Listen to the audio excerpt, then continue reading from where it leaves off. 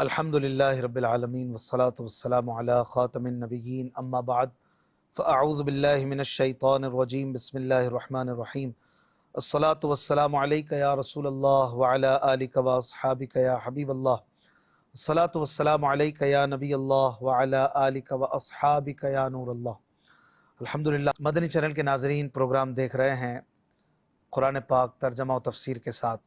سورہ اعراف 9واں پارہ آیت نمبر 102 تک الحمدللہ سلسلہ وار تفسیر قرآن بیان ہو چکی۔ اللہ پاک عمل کی بھی توفیق عطا فرمائے، قرآن کے مطابق اپنی زندگی کو گزارنے کی ہمیں سعادت عطا فرمائے۔ نبی مکرم صلی اللہ علیہ وآلہ وسلم کا فرمان عالی شان ہے، تم اپنی مجلسوں کو مجھ پر درود پڑھ کر آراستہ کرو کہ تمہارا درود پڑھنا کل قیامت کے دن تمہارے لیے نور ہوگا۔ صلو علی الحبیب صلی اللہ علی محمد صلی اللہ علیہ وآلہ وسلم۔ اعوذ باللہ من الشیطان الرجیم بسم اللہ الرحمن الرحیم۔ ثم بعثنا من بعدهم موسى بآياتنا إلى فرعون وملئه فظلموا بها فانظر كيف كان عاقبة المفسدين۔ آسان ترجمہ قرآن کنز العرفان۔ پھر ان کے بعد ہم نے موسیٰ کو اپنی نشانیوں کے ساتھ فرعون اور اس کی قوم کی طرف بھیجا تو انہوں نے ان نشانیوں پر زیادتی کی، تو دیکھو فسادیوں کا کیسا انجام ہوا۔ ناظرین کرام، سورہ اعراف میں اس سے پہلے 5 قوموں کے اہم واقعات بیان ہو چکے، قوم نوح، قوم ہود، قوم صالح، قوم لوط اور قوم شعیب علیہم السلام۔ اور اس کے بعد اب چھٹا قصہ حضرت موسیٰ علیہ السلام کا ذکر کیا گیا ہے۔ حضرت موسیٰ علیہ السلام کے واقعے سے پہلے ذکر کیے گئے انبیاء اکرام علیہم السلام کے واقعات کے مقابلے میں یہ جو قصہ ہے یہ سب سے تفصیلی قصہ ہے، کیونکہ حضرت موسیٰ علیہ السلام کے معجزات ان انبیاء اکرام علیہم السلام کے معجزات کے مقابلے میں زیادہ مضبوط تھے، اور آپ کی قوم کی جہالت بھی دیگر نبیوں کی اقوام کے مقابلے میں زیادہ تھی۔ اس آیت کا خلاصہ کچھ یوں ہے کہ اس سے پہلی آیات میں جن انبیاء اکرام علیہم السلام کا ذکر ہوا، ان کے بعد ہم نے حضرت موسیٰ علیہ السلام کو ان کی صداقت پر دلالت کرنے والی نشانیوں جیسے روشن ہاتھ اور عصا وغیرہ معجزات کے ساتھ فرعون اور اس کی قوم کی طرف بھیجا، تو انہوں نے ان نشانیوں پر زیادتی کی، کیونکہ حضرت موسیٰ علیہ السلام جو نشانیاں لے کر آئے تھے وہ بالکل صاف، واضح اور ظاہر تھیں، لیکن پھر بھی فرعون اور اس کے درباریوں نے اقرار کے بجائے انکار ہی کیا، تو انہوں نے اقرار کی جگہ انکار اور ایمان کی جگہ کفر کو رکھ کر حضرت موسیٰ علیہ السلام کی نشانیوں کے ساتھ زیادتی کی، ایک طرح سے ظلم کیا۔ تو اے حبیب صلی اللہ علیہ وآلہ وسلم، آپ نگاہ بصیرت سے دیکھیں کہ فسادیوں کا کیسا انجام ہوا اور ہم نے انہیں کس طرح ہلاک کیا۔ حضرت موسیٰ علیہ السلام کے والد کا نام عمران اور آپ کی والدہ کا نام ایارخہ بھی مذکور ہے۔ آپ علیہ السلام حضرت ابراہیم علیہ السلام کی اولاد میں سے ہیں۔ حضرت موسیٰ علیہ السلام حضرت یوسف علیہ السلام کی وفات سے 400 سال اور حضرت ابراہیم علیہ السلام سے 700 سال بعد پیدا ہوئے، اور آپ علیہ السلام نے 120 سال عمر پائی۔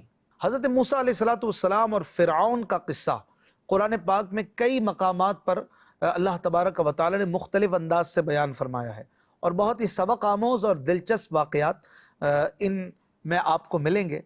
قرآن پاک میں یہ جو مقام ہے سورہ اعراف کا جو ابھی ہم پڑھنے جا رہے ہیں، یہاں پر قرآن میں سب سے پہلے، یعنی یہ پہلا مقام ہے جہاں پر حضرت موسیٰ علیہ السلام اور فرعون کا جو تفصیلی قصہ ہے وہ بیان ہو رہا ہے۔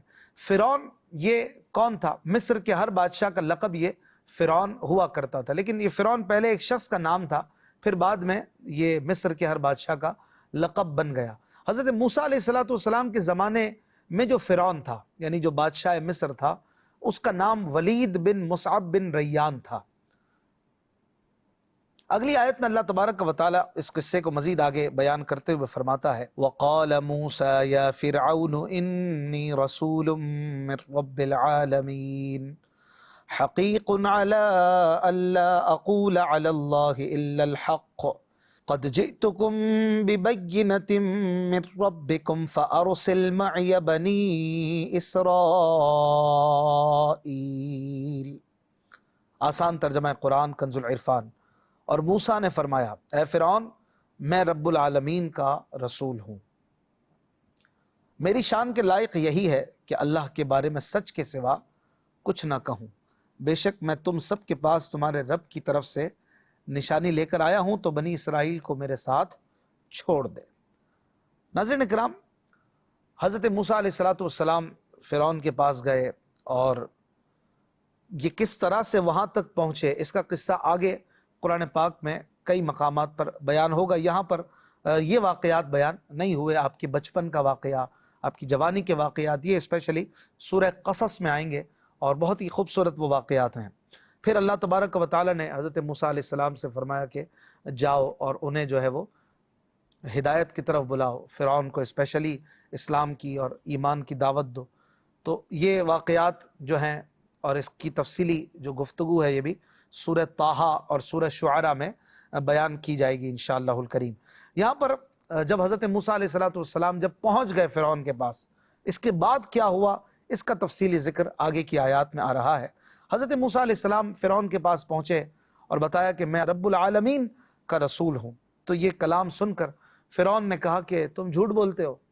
پھر اس پر آپ نے جواب میں کہا کہ یہ میرے لائق نہیں کہ میں جھوٹ بولوں، میں اللہ کا رسول ہوں اور میں اللہ کے بارے میں جھوٹ بولوں، بلکہ میرے لائق تو یہ ہے کہ میں سچ کے سوا کچھ نہ کہوں، کیونکہ رسول کی یہی شان ہے، وہ کبھی غلط بات نہیں کرتے۔ اور میں تمہارے پاس تمہارے رب کی نشانیاں اور معجزات لے کر آیا ہوں تاکہ تم مانو اور تم تسلیم کرو اس بات کو جو تمہارے رب نے تمہارے لیے حکم فرمایا ہے۔ اور پھر حضرت موسیٰ علیہ السلام نے ایک مطالبہ بھی سامنے رکھا کہ فَأَرْسِلْ مَعِيَ بنی اسرائیل، بنی اسرائیل کو میرے ساتھ کر دے، میرے ساتھ چھوڑ دے۔ جب حضرت موسیٰ علیہ السلام اپنی رسالت کی تبلیغ سے فارغ ہوئے تو چونکہ آپ کا رسول ہونا یہ ثابت ہو چکا تھا اور فرعون پر آپ کی اطاعت فرض ہو گئی تھی، اس لیے آپ نے فرعون کو حکم فرمایا کہ بنی اسرائیل کو اپنی غلامی سے آزاد کر دے تاکہ وہ میرے ساتھ ارض مقدسہ میں چلے جائیں جو ان کا آبائی وطن ہے۔ بنی اسرائیل کی غلامی کا سبب یہ ہوا تھا کہ حضرت یعقوب علیہ السلام کی اولاد حضرت یوسف علیہ السلام کی وجہ سے اپنے وطن فلسطین سے ہجرت کر کے مصر میں آباد ہو گئی۔ مصر میں ان کی نسل کافی بڑی۔ جب فرعون کی حکومت آئی تو اس نے انہیں اپنا غلام بنا لیا، یعنی پہلے وہ لوگ آزاد تھے۔ حضرت یوسف علیہ السلام یہ ارض مقدس فلسطین سے جو ہے وہ چلتے چلتے چلتے جو ہے غلام بن کر مصر آئے تھے، جس کا قصہ سورہ یوسف میں آئے گا اور ہو سکتا ہے آپ نے کبھی نہ کبھی کہیں نہ کہیں سنا ہی ہو۔ تو حضرت یوسف علیہ السلام مصر آ گئے تھے اور پھر بعد میں آپ جب بادشاہ بن گئے، غلامی سے بادشاہت تک کا سفر ہوا، پھر بادشاہ ہوئے تو آپ کا جو کنبہ تھا، قبیلہ تھا، وہ بھی آپ کے ساتھ آباد ہو گیا اور پھر چلتے چلتے یہ نسل یہیں پر پروان چڑھی۔ پھر ایک وقت آیا کہ فرعون کی حکومت آ گئی اور اس بدبخت نے بنی اسرائیل کو، جو بادشاہوں کا خاندان تھا، اسی کو اپنا غلام بنا لیا اور پھر ان سے جبری مشقت لینا شروع کر دی۔ حضرت موسیٰ علیہ السلام نے انہیں اس غلامی سے نجات دلانا چاہی اور فرعون سے کہا کہ بنی اسرائیل کو میرے ساتھ بھیج دے تاکہ یہ اپنے آبائی وطن ارض مقدس فلسطین میں آباد ہوں اور میرے ساتھ چلیں، اور یہ حکم الہی تھا۔ آگے اللہ پاک ارشاد فرماتا ہے جو کچھ ہوا اس کا بیان کرتے ہوئے، قال ان كنت جئت بآية فأت بها ان كنت من الصادقين فألقى عصاه فإذا هي ثعبان مبين۔ آسان ترجمہ قرآن کنز العرفان۔ کہا اگر تم کوئی نشانی لے کر آئے ہو تو اسے پیش کرو اگر تم سچے ہو۔ فرعون نے حضرت موسیٰ علیہ السلام سے کہا کہ آپ جو ہے وہ اپنی سچائی پر کوئی نشانی پیش کریں تاکہ ہم دیکھیں کہ آپ سچے ہیں کہ اپنے دعوے میں جھوٹے ہیں۔ تو پھر حضرت موسیٰ علیہ السلام نے جو کیا اس کا ذکر کرتے ہوئے اللہ پاک فرماتا ہے، تو موسیٰ نے اپنا عصا ڈال دیا تو وہ فوراً ایک ظاہر اژدہا بن گیا۔ یعنی حضرت موسیٰ علیہ السلام کا جو عصا مبارک تھا، جو لاٹھی مبارک تھی، آپ نے اسے زمین پر ڈال دیا یا زمین پر پھینکا تو فوراً ایک بہت بڑا اژدہا بن گیا ظاہر میں، اگرچہ وہ تھی تو لاٹھی ہی، لیکن وہ بظاہر ایک اژدہے کی صورت اس نے اختیار کر لی، اور یہی آپ کا معجزہ تھا۔ تفسیر ساوی میں ہے جب حضرت موسیٰ علیہ السلام نے لاٹھی پھینکی تو وہ زرد رنگ کا ایک بالدار اژدہا بن گئی، بڑے بڑے بالوں والا ایک بہت بڑا اژدہا بن گیا۔ اس کے دونوں جبڑوں کے درمیان تقریباً 120 فٹ کا فاصلہ تھا۔ وہ اپنی دم پر کھڑا ہو گیا، اس کا ایک جبڑا زمین پر تھا اور دوسرا جبڑا فرعون کے محل کی دیوار پر تھا۔ وہ اژدھا فرعون کو پکڑنے کے لیے دوڑا تو فرعون اپنا تخت چھوڑ کر بھاگ گیا۔ مزید آگے اللہ پاک فرماتا ہے وَنَزَعَ يَدَهُ فَإِذَا هِيَ بَيْضَاءُ لِلنَّاظِرِينَ۔ آسان ترجمہ قرآن کنز العرفان۔ اور اپنا ہاتھ گریبان میں ڈال کر نکالا تو وہ دیکھنے والوں کے سامنے جگمگانے لگا۔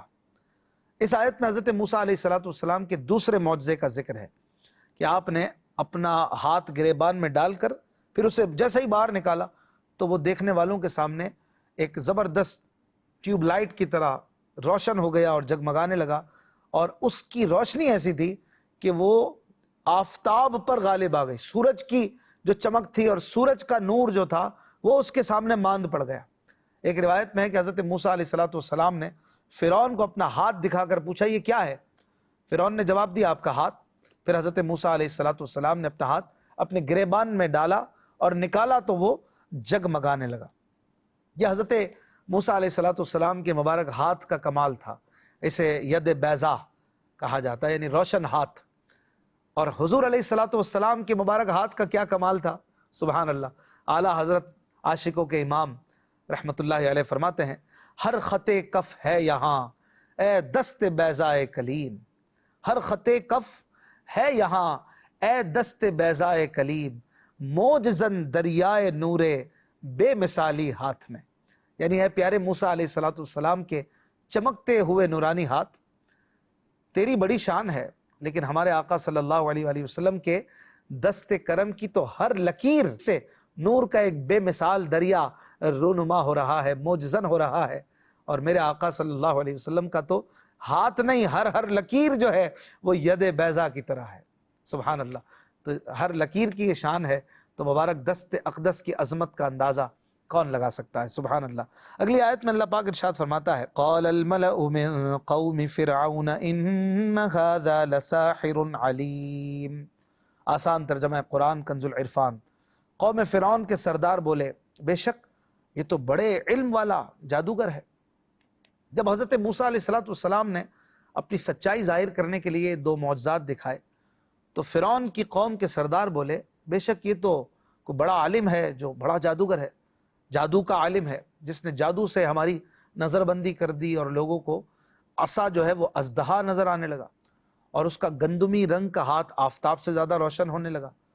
انہوں نے حضرت موسیٰ علیہ السلام کے متعلق یہ بات اس لیے کہی کہ اس زمانے میں جادو کا علم جو تھا وہ بڑا عام تھا اور بڑا زور تھا اس علم کا۔ جادو کی بہت سی قسمیں تھیں اور بعض قسمیں بڑی حیران کرنے والی تھی۔ اسی لیے فرعون کی قوم نے حضرت موسیٰ علیہ السلام کے بارے میں یہ خیال کیا کہ یہ جادو میں بڑے ماہر ہیں۔ پھر انہوں نے آپس میں ایک دوسرے سے کہا کہ انہوں نے اتنا بڑا جادو اس لیے پیش کیا ہے کہ یہ شاید ملک اور ریاست کے اور بادشاہت کے طلبگار ہیں۔ اگلی چند آیتوں میں مزید اللہ پاک اس سارے قصے کو بیان کرتے ہوئے فرماتا ہے یرید ان یخرجکم من ارضکم فماذا تأمرون قالوا ارجه واخاه وارسل في المدائن حاشرين يأتوك بكل ساحر عليم وجاء السحرة فرعون قالوا إن لنا لأجرا إن كنا نحن الغالبين قال نعم وإنكم لمن المقربين قالوا يا موسى إما أن تلقي وإما أن نكون نحن الملقين قال ألقوا فلما ألقوا سحروا أعين الناس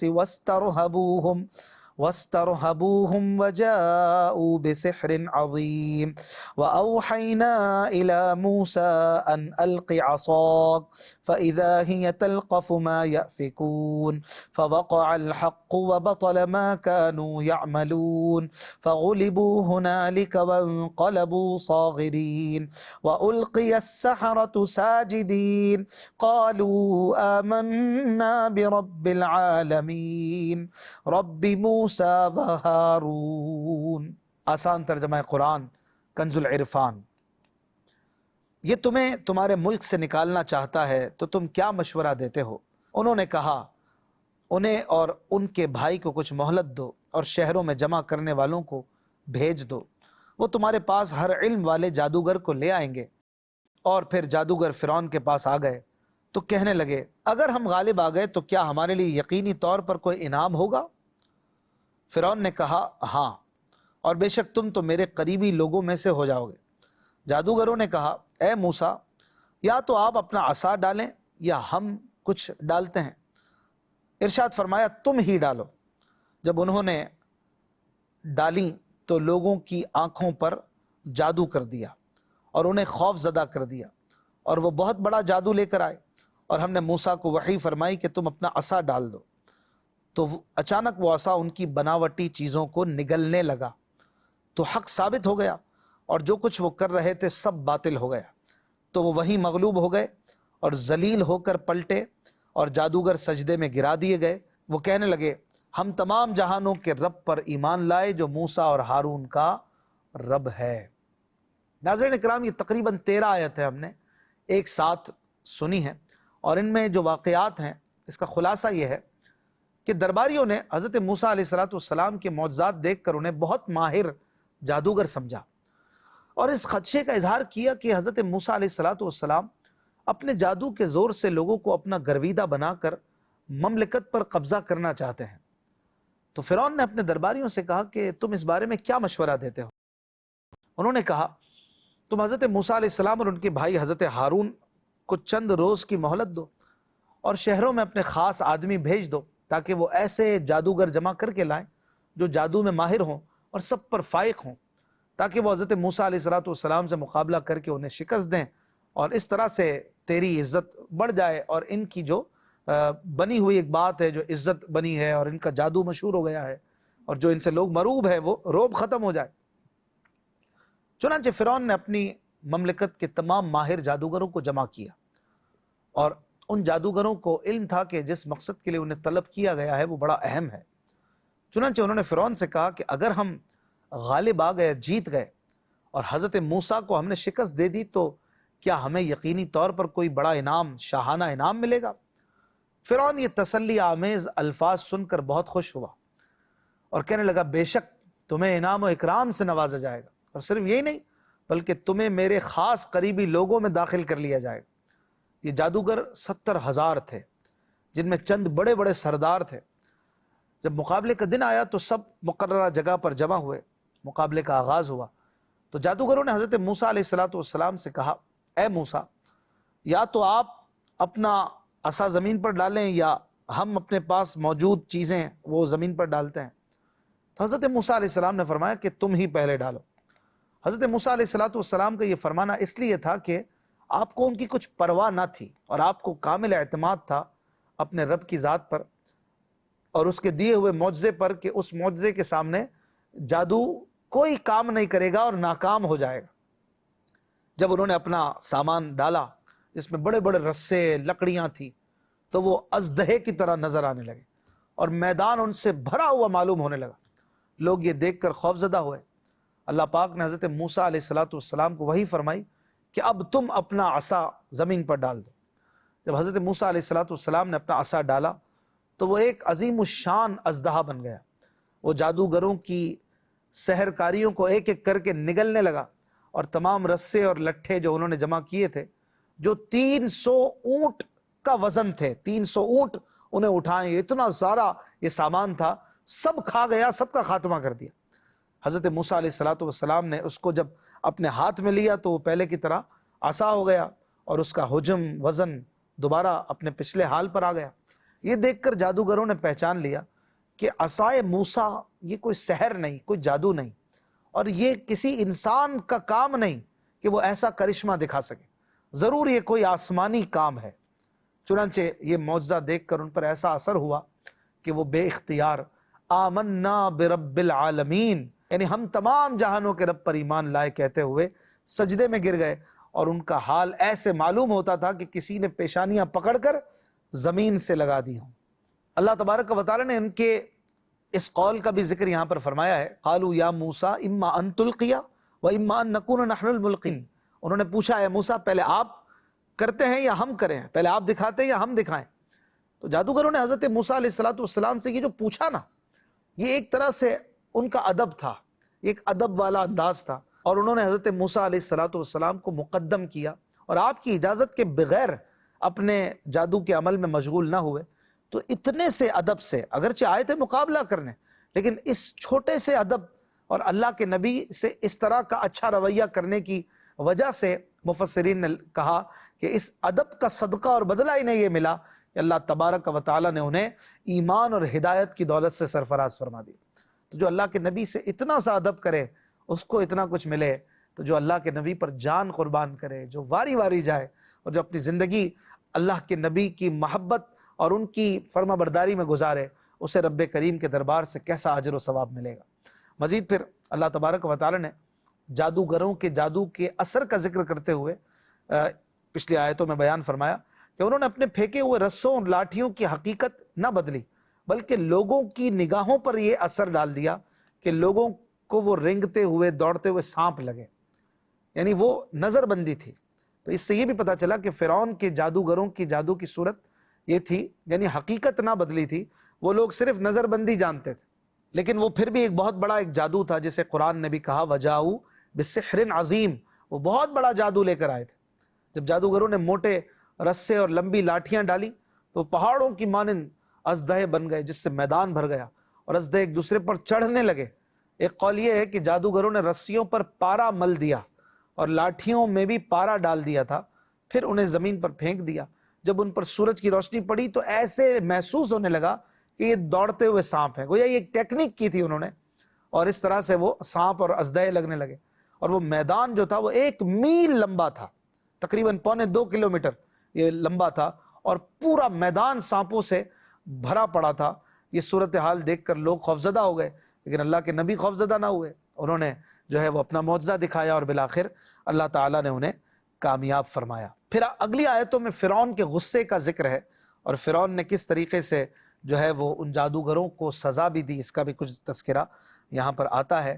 زندگی رہی تو انشاءاللہ الکریم سورہ اعراف آیت نمبر 123 سے اپنے اگلے درس کا آغاز کریں گے۔ اپنا خیال رکھیے گا۔ صلو علی الحبیب صلی اللہ علی محمد صلی اللہ علیہ وآلہ وسلم۔